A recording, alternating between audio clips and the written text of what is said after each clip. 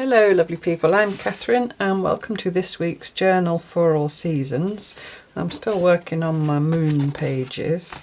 Thank you so much last week to everybody who told me about the little dog who's hiding in the moon, the dog in the moon. I didn't see it when I was filming, and actually where I'm sitting now, because I'm back and at an angle, I can't actually see it. But when I was editing, I didn't see it either, because I don't pay that much attention to things like that when I'm editing. Only am I in frame, and what am I saying, and is it making sense? But when I hold it up like that, he's quite plain to see. He's here, his face. And then I went back and watched again that section where I'd already done the collaging, and I felt really bad because I was actually stitching into his poor little head. Anyway, that's my little space dog. And Space Dog is also a song by Tori Amos, which I love, so that's what I've dubbed him, Space Dog. So anyway, I'm going to put him and his moon and his little stitched head to one side for a minute, and just show you what I've done for my homework. I've done over a couple of sessions actually some more writing. First of all, I did another coat of gesso because there was bits where I'd ripped the tape off, so I just put another coat of gesso over it, black gesso. And then I did writing this way, you know, in the normal way, and then I did writing in this direction. And this is, if you're new here, I'm actually thinking about what I'm writing. I'm writing actual words, but in a really loose, flowing sort of stream of consciousness way. So it's not technically asemic writing when there isn't any, you know, actual words. It's just like really bad writing, really bad penwomanship.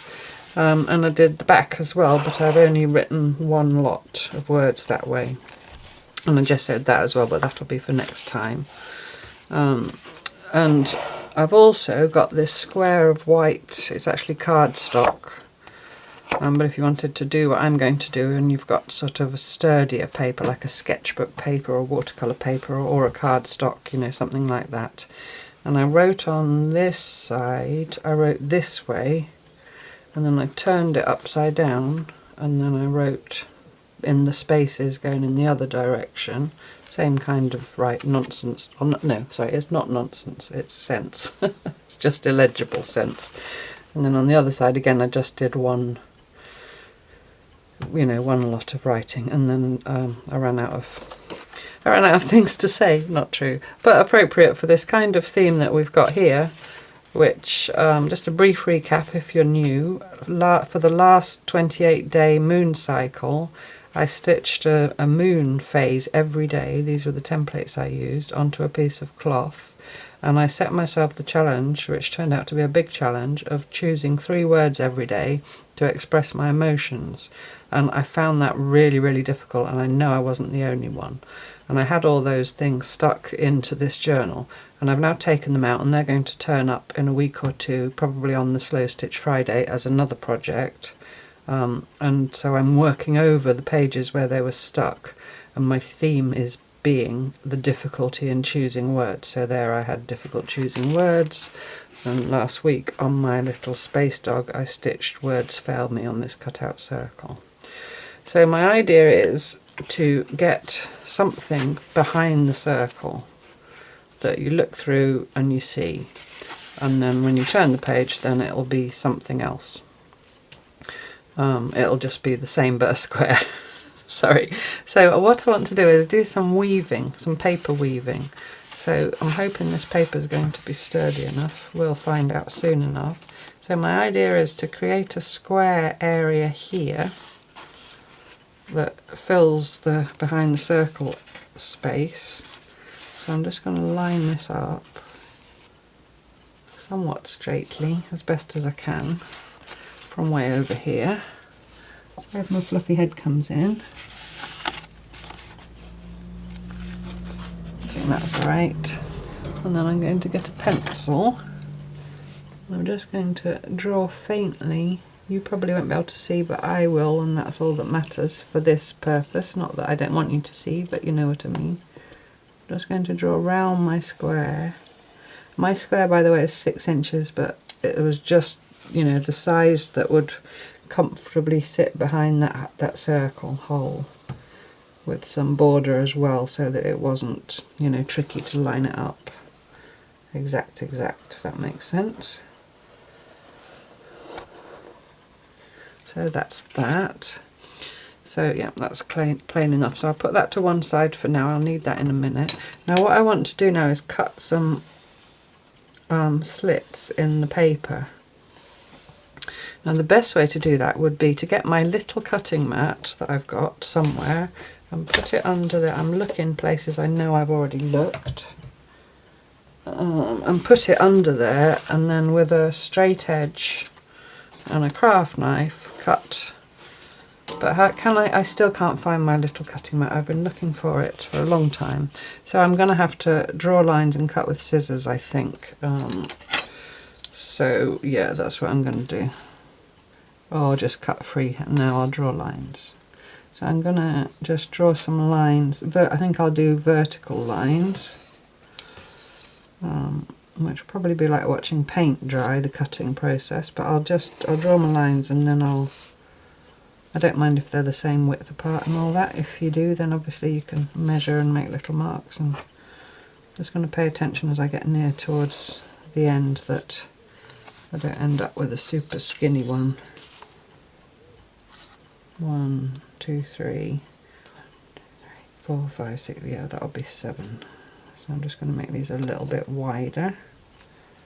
I like to have an odd number when I'm weaving. That's just a quirk and not obligatory, because that means your weave will be symmetrical. So now I've got 7. Okay. So I'm going to do my trick that I did last week. Well, it's not my trick, it's a trick. Just get this underneath. This is another free local magazine. My neighbour gets them for me very kindly when she's on her travels. And I'm going to make some little places to get in with my scissors. Now I'm not cutting, obviously, it maybe isn't obvious, I'm not cutting the horizontal lines, because then my whole square would fall out. Sorry about that, I just spat on my page. Sorry. Yes, I'm not. Sorry, now I've gone. Relax, Catherine. Pull yourself together. I'm not going to cut the horizontal lines, because then the whole square would fall out. I'm going to just cut the vertical lines, including the outside of the square. I don't know if I can do it with this as a background. I'm going to give it a go, but I don't think it will go through. Let's try. Well, I always cut against something, because I've got a real blade paranoia. Oh, yes, it worked. Oh, that works. Who needs a cutting mat? You just need a copy of the Blackmore Veil. So I'm just going to do that all the way along. And I like to use these quilters rulers and templates to cut against, because they've got a vertical straight edge. So they, as well as making a clean cut and all that, which is of course important, they keep your hand away from the blade. Sorry, I'm now turning into a nagging person. Whereas if you've got something with a beveled edge, like this ruler, your blade can jump up it. But you know, you feel free to do your own thing. I'm just telling you my thoughts on cutting safety. I think I get it from my dad. My dad, bless him, was very safety conscious, shall we say. And although he would do all kinds of fun stuff with me, you know, fishing and hiking and camping and building stuff, famous, that I've talked about before, so it's famous if you heard me and not if you didn't. We built a boat in the basement in Canada, and we couldn't get it up the stairs when we built it, and he had to take the stairs out. You know, all that kind of letting me use tools when I was younger. Maybe that's where it comes from, because maybe, you know, he was letting me use tools when I was sort of, I don't know, 9 or 10. So he really instilled into me a sense of safety, which has persisted. One more line, which is a bit tricky because it's right on. I'm going to turn the book round and do it from the other way. just so my ruler lays flat. But just take your time. I'm still on my magazine. Put the blade. See, even there where I'm waving my blade around with it out, gives me the EBGBs.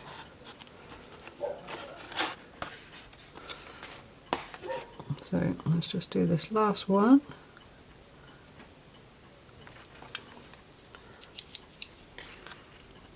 Sorry for my head. You keep telling me not to apologise. Nearly every video when I've apologised for something, one of you lovely people says there's no need to apologise. There's no need to apologise if there's a dog barking or a car goes by or your head comes in or anything like that. It's a habit that I apologise. And I don't think I'm kind of, you know, really feeling guilty and angst-ridden that I'm getting my head in the way and you can't see and all that. It's just, it might be partly just British politeness. It might be habit, whatever. But thank you very much for telling me I don't need to apologise. But I can't seem to help myself. Right, oh, I haven't gone right through that one or at all. I missed one. Let's do that one. I expect you're all shouting at me. There's my knife, I've put it away.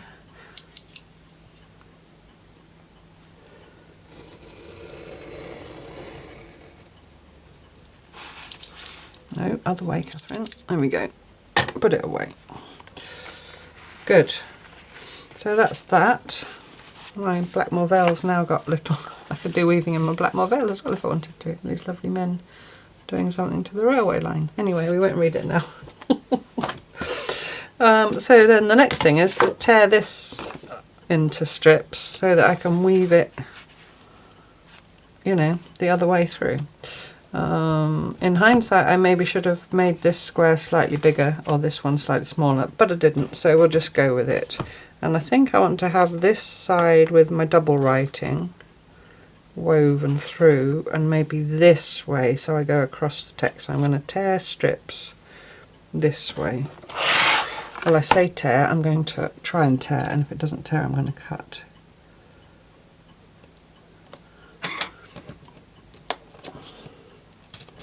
It does tear, good.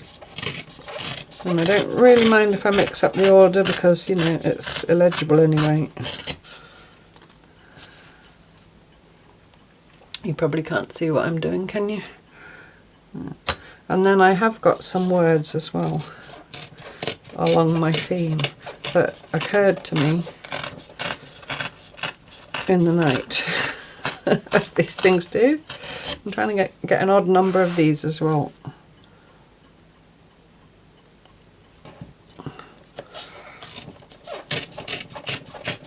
I thought cardstock would be really hard to tear, but it's not. Well, this isn't, this particular. It's out of a pad of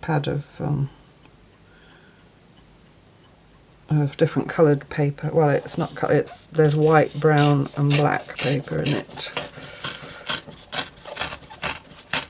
I've had it for a while. I think I got it in France, but it's quite interesting because there's that's four. There's thin paper and thick paper in black, brown, and black. Sorry, black, brown, and white. So it's quite useful. Anyway, I'm just spinning my wheels whilst I'm tearing this paper up. Now, I don't think I'm going to glue this. I think I'm just going to weave it. And that's why you need sturdy paper, not because of the not gluing, but because you need to weave it through these strips. If you didn't fancy, you know, cutting into the page like I did, you could of course just create a weaving separately, and then I might end up having to trim some off if they don't fit, we'll see, and then stick it on, you know, just make a separate weaving. But let's give this a go. Get rid of the clangy ruler, or I'll have to apologise for that. So just now I'm just going to lift them alternately, I think. Just push them up from the back, over, under. It's pretty straightforward so far. So far so good. So then I guess if you wanted to glue, you would glue the underside. So what you could do is get that in, push it right up, I haven't cut right to the ends, but like I said, I'll just trim at the end if necessary. And then this one, because the two ends are under, you can just turn the paper over and then just glue there and there, out of shot. There, you know, just glue each end down if you think it's necessary. I might do that, but if I do, I'll do it later, because you don't need to watch me doing gluing. So then the next one, and if you wanted to play about, you could turn them, you know, and so there's no way it's even going to line up. Let's do that, why not? So then the next one, obviously, you just do alternate. So where you went under, you go over, and so forth. Und so weiter is the German for and so forth. I love that, und so weiter. I don't speak much German. I did do German at school. I don't really remember very much. I can order a cup of coffee and say please and thank you, and say und so weiter. And I can say Guten Morgen, ist das Frühstück fertig? I don't know why I'm suddenly speaking German, which means good morning, is the breakfast ready, I believe. Well, that's nice, I'm liking it. Yeah, no clue why I'm speaking German. Okay, so now we're going to go under, over. It's a bit early in the morning, well, not super early. What time is it? Oh, it's 20 to 10, it's not that early. But I've been up for some time. As is usual, I'm usually up early, but I had to go out early, which is a different thing, because Mabel, my little car, has gone in for her service, her annual service, which means that I've had her for a year. Because when I bought her, she had already, you know, she'd just been MOT'd and serviced. MOT is the annual safety check that cars have to, or vehicles have to have in the UK, and she had that a little while ago, and that was all fine. A week ago or 2 weeks ago. It's actually when the children were here. So yeah, so now she's gone in for her service. So that felt kind of like a milestone, you know, that because I bought her the first week I was over last year. The first week I was staying with Chrissy, my friend. First thing I had to do was buy a car so that I could get myself around without Chrissy having to chauffeur me everywhere. Not that she would have minded, but in fact she still did chauffeur me quite a lot even when I had the car, but that's just her. She's a very kind person. Right. So yeah, so anyway, I had to take my car down to the garage, which is just 5 minutes down the road. So for 8 o'clock, so we took the car down, I took Stella with me, and then we walked back through the park and through the woods. And now I'm doing this, and it's Monday. I'm doing this on Monday. I do like to, if I possibly can, make the video on the day that you see it. It just feels more immediate, you know, it just feels more like, I mean, I know I'm not live, and I know I keep talking about doing a live. I don't think I'd do a make live. If ever I did a live, it would just be me wittering.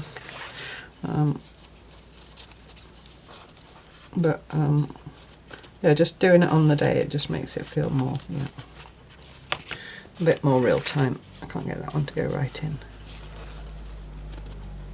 Okay. Yeah, so then he'll give me a ring when it's ready. And then I'll walk back down and maybe have another walk through the park. I'm going to have to trim that last one. On the way, take Stella, she'll get a bonus walk. I have been down a nettle rabbit hole. I've mentioned it, I think, in other videos. And this Friday's is a park home, it's Park Home Life Week, but because I've been doing all this nettle dyeing, and I didn't want to wait another week for a stitch week, so I'm going to put it up on Friday as the Park Home Life natural dyeing with nettles. And I've been watching all over YouTube, there's different talks and things with Alan Brown, the creator of the nettle dress, which is really what set me down the rabbit hole, talking about the nettle dress with Nancy. Right, so this one I'm going to have to trim. I'm going to put a little pencil line there. because it's too wide. Okay, I might actually draw and cut with my scissors because it's too narrow to get hold of. Just cut that with, these are the blunties, I did check.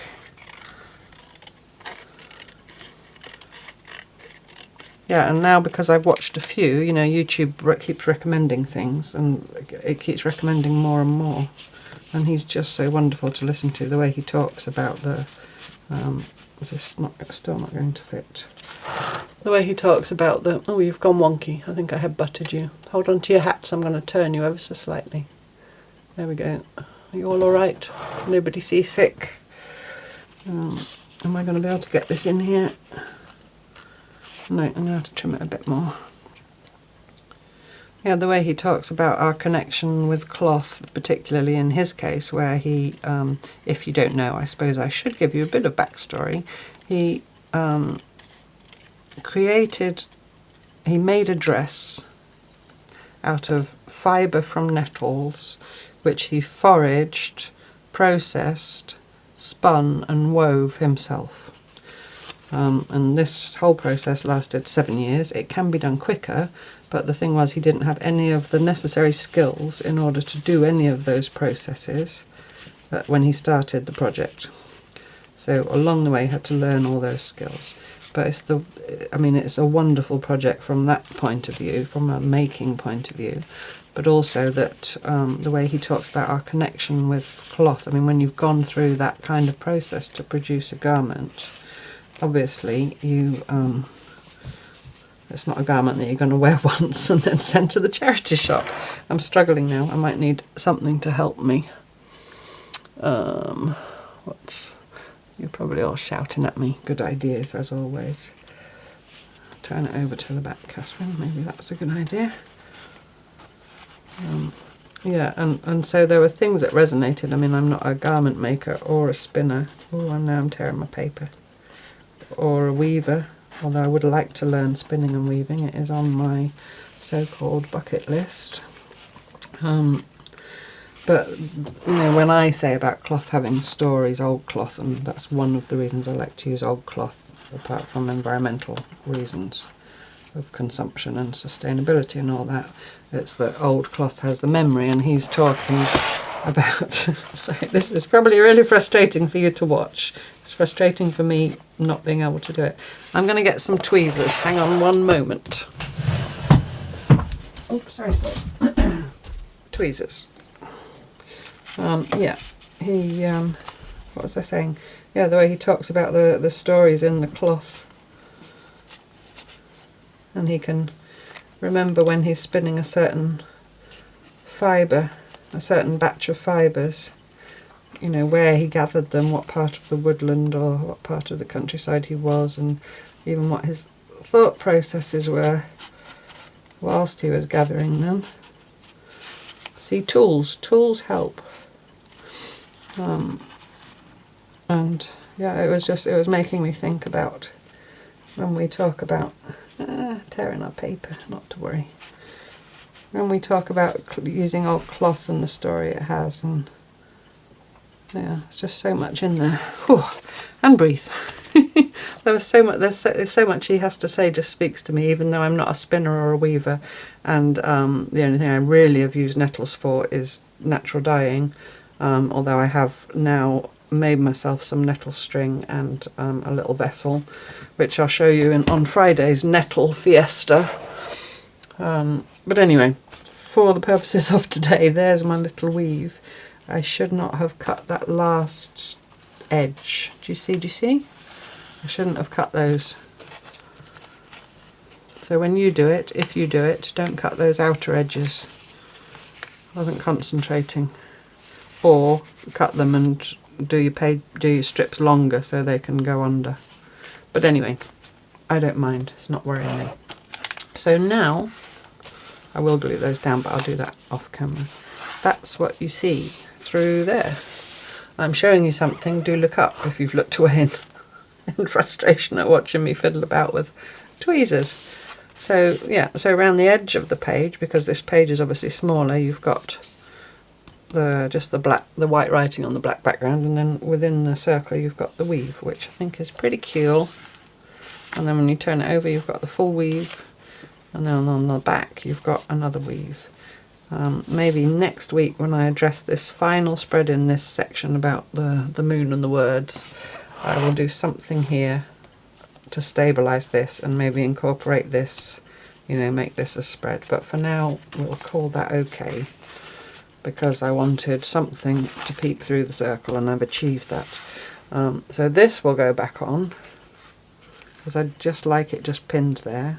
And so now you've got the crescent, and I've got some words which I've stitched in advance onto these little strips of eco-print paper. I've also been doing some eco-printing, by the way. I might show you that on Friday's video as well. Other way, Catherine. Do you see? Word Wide Web. Because web, weaving, www, we all know what that is. But word instead of, yeah, I don't have to. So Word Wide Web. I just thought it was fun. Whoops, I didn't pin that on. So I do need to kind of place them. I don't know that you're going to be able to read them all with my moon there. No, do you know what? I think I'm going to place them and see where they fall. But I do want them to be visible through this. So my idea was to just tuck them in. So this one's going in there. That's why I left them a bit longer at each end. So tuck that further than it needs to go, tuck that, and then get it back central. Does it show? Just. I don't really think that through, to be honest. Wide. I didn't really think that through, that there'd need to be room for the word to show.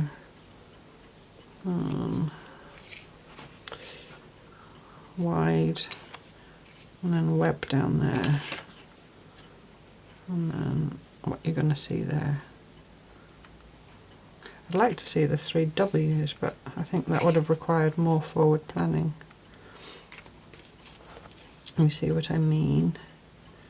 No, it's going to have to go there, isn't it? There's no other place for it. See, I just got this idea and I just went nuts, and I didn't do any planning whatsoever, in case you hadn't noticed. But you can now, if you want to do this, learn from all this and plan. Plan yours so that it works out better. I just thought it would have been cool if I'd arranged it in such a way that www showed. Do you see what I mean? Of course you do.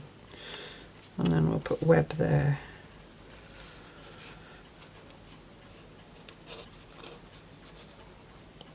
But they're just tucked in. I can always move them. There we go. Word Wide Web. Word Wide Web. Words fail me. Or maybe I'll put that further in so you don't see them at all. I think maybe I'll do that. Is my little paper clip long enough?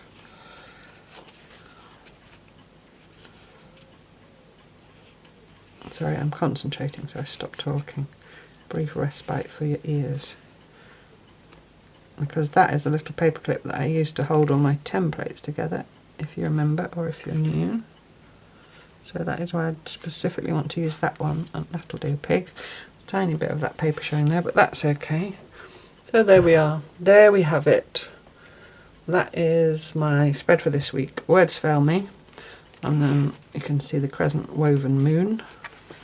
And Word Wide Web. Word Wide Web. I will go and put a little bit of glue stick behind those ends and stick them down. And then, like I said, next week I shall do something to correct that I should not have done. I could just put some tape on. I could just put some tape down, some paper tape, black gesso it, and then do writing over the top if I really wanted to do a mend. But I'm going to leave it for now, because this, I quite like this, where I've been, one spread's been feeding into another, you know, rather than being completely separate standalone spreads. Like this first spread had the partial page, so this shows, there we've got the letter S, but then you can think about things like that. You know, over several pages. So one, and that is the cycling thing, the whole theme of the moon, you know. sort of speaks to that as well. And then this one we did the hole last time, and now there's something behind the hole. And now next time I've got this, which is a bit plain and boring at the moment, but you know, it gives me a jumping off point for that. I just like that as a concept. So I hope you do too. Learn from all my errors that I made. Well, not errors, but you know, it's process, isn't it? But I'm happy with the end result. World Wide Web. There we go. So thank you so much for watching. Happy journaling. Wednesday is the final July video for the coverlet of comfort, and then next week we're into August. I can't believe it. So there'll be a new prompt coming up. And Friday, like I said, is a nettle extravaganza. So I hope you enjoy watching those if you decide to, and thank you so much for watching this video, and lots of love to all of you, and kisses, and happy crafting and stitching and whatever you're doing, and I'll see you on Wednesday. Bye bye.